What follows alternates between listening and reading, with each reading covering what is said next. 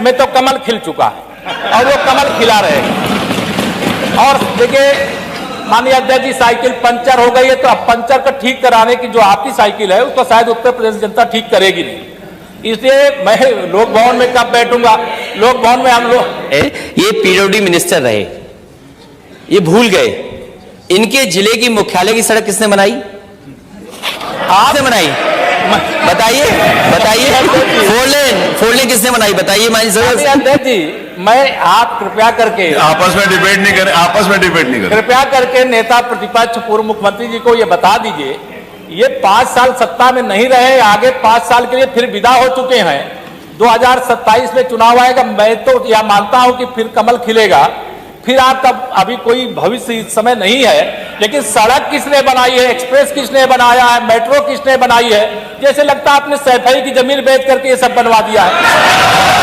तुम अपने घर के तुम अपने पिताजी से पैसा लाते हो या बनाने के लिए? तुमने राशन बांटा तो पिताजी ने क्या बात है?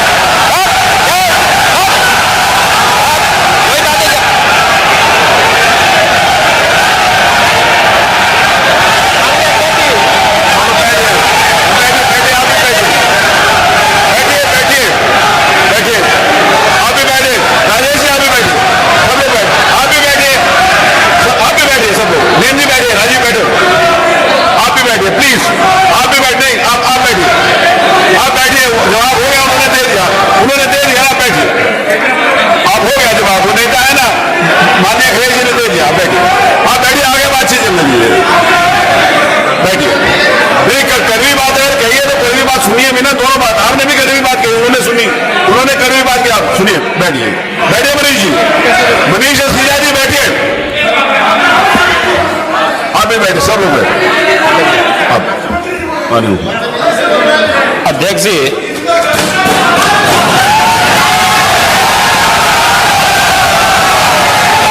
एक घंटे से अधिक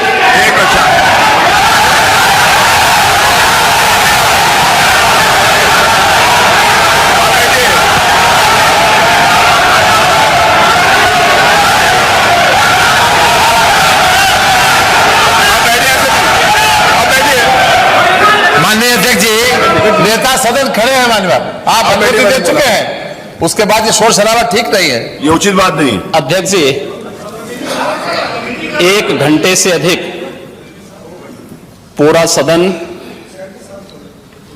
माननीय नेता प्रतिपक्ष को सुनता रहा। बड़ी शालीनता के साथ उन्होंने अपनी बात कही। विपक्ष के नेता का जो दायित्व था, उन्होंने अपने कर्तव्यों का निर्वहन किया, हम लोगों ने सुना। इस सदन में और सरकार के उप मुख्यमंत्री अपनी बात को रख रहे हैं, बीच में रनिंग कमेंट्री का मतलब क्या है? और दूसरा, एक सम्मानित नेता के खिलाफ असभ्य शब्दों का प्रयोग हो, तो शब्द का प्रयोग हो, ठीक नहीं है। और मैं बड़ी विनम्रता से कहूंगा नेता प्रतिपक्ष को कि आपको इतना उत्तेजित नहीं होना चाहिए। देखिए, सफाई की बात नहीं कर रहा हूं मैं, सवाल सफाई का नहीं है। देखिए, हम लोग भी जो विकास कार्य करा रहे हैं, या आपकी सरकार के समय जो विकास कार्य हुए होंगे, ये हमारी ड्यूटी थी। सरकार होती है और हर सरकार को अपनी उपलब्धि को कहने का अधिकार है। माननीय उप मुख्यमंत्री जी ने बिल्कुल सही कहा कि विकास, आपने कहा, आप विकास की जब चर्चा हुई तो उन्होंने जो बातें कही बिल्कुल ठीक ढंग से की थी। आपके यहां के दूसरे नेता या जब माननीय उप मुख्यमंत्री का यहां पर भाषण संपन्न होता, उसके बाद अपनी बात आप लोग कह सकते थे। लेकिन देखिए, मैं कल भी देख रहा था, कल माननीय वित्त मंत्री जब यहां पे जवाब देने के लिए खड़े हुए, उन पर जिस तरीके की भाषा का प्रयोग उस समय किया गया, आज फिर हम देख रहे हैं। देखिए, लोकतंत्र में हर सदस्य को सदन में अपनी बात रखने का पूरा अधिकार है, और अगर आप कहेंगे तो कैसे इस बात की अपेक्षा रखते हैं कि इस पार से उसका जवाब नहीं मिलेगा? पूरे 1 घंटे से अधिक समय तक पूरा सदन और खासतौर पर सत्ता पक्ष से जुड़े हुए सभी मान्य सदस्यों ने आपकी बात को बहुत ध्यान से सुना। देखिए, सहमत होना ना होना अपना विषय है, नहीं सवाल दूसरा नहीं। देखिए सवाल, देखिए सफाई भी इसी प्रदेश का हिस्सा है। अध्यक्ष महोदय, सवाल ये नहीं है, मैं सुनने को तैयार हूं। अच्छा, मुखर्जी जी बोल रहे हैं। सफाई भी तो इसी प्रदेश का हिस्सा है। नहीं सफाई, देखिए भाषा आप उसको बाद में बोल सकते हैं। देखिए हमारी सहमति असहमति हो सकती है, देखिए हमारी असहमति असहमति हो सकती है किसी बात पर, हम बाद में इस बात को करेक्शन करा सकते हैं, लेकिन तो मैंने शब्द का प्रयोग नहीं किया जाना चाहिए और किसी भी असभ्य भाषा का प्रयोग नहीं होना चाहिए। और मैं माननीय अध्यक्ष जी से अनुरोध करूंगा कि अगर इस प्रकार की शब्दावली प्रोसीडिंग का हिस्सा बनी है तो कृपया उसको हटवा दें, क्योंकि यह गलत परंपरा होगी और मैसेज का देश के अंदर खराब जाएगा। हमें हमेशा इस बात को ध्यान में रखना होगा, सदन की मर्यादा का ध्यान हर हाल में बनाए रखना होगा। दूसरा, जब एक सदस्य बोल रहा हो तो सदस्य के बीच में, और खासतौर पर उप मुख्यमंत्री बोल रहे हो, तो बीच में रनिंग कमेंट्री करना, बीच में धमकी देना, ये चीजें ठीक नहीं है और मुझे लगता है सदन की मर्यादाएं इससे आहत होती हैं।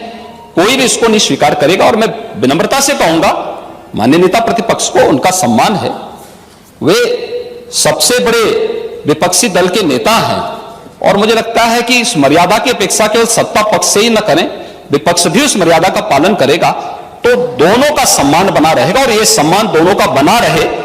देखिए सहमति और सहमति लोकतंत्र की ताकत है, या आवश्यक नहीं, हम ये नहीं कहते हमारी बात से सहमत हूं, या मैं ये भी नहीं कह सकता कि मैं आपकी बात से सहमत हूं। जब मेरी बारी आएगी, मैंने तो पूरे 1 घंटे तक आपकी बात को सुना, मेरी बारी जब मेरे दल की ओर से मेरी बारी लगाई जाएगी, मैं उस दिन अपनी बात को यहां पे रखूंगा। मैंने आपके पूरे भाषण को इसलिए सुना ही नहीं, प्रोसीडिंग मंगाऊंगा, फिर देखूंगा, उसका पूरा जवाब भी दूंगा यहां सदन पे और मैं उम्मीद करूंगा कि सभी विपक्षी नेतागण उस दिन यहां पर हमारी बात को भी सुनेंगे। वे सबसे बड़े विपक्षी दल के नेता हैं और मुझे लगता है कि इस मर्यादा की अपेक्षा केवल सत्ता पक्ष से ही न करें, विपक्ष भी उस मर्यादा का पालन करेगा तो दोनों का सम्मान बना रहेगा और यह सम्मान दोनों का बना रहे।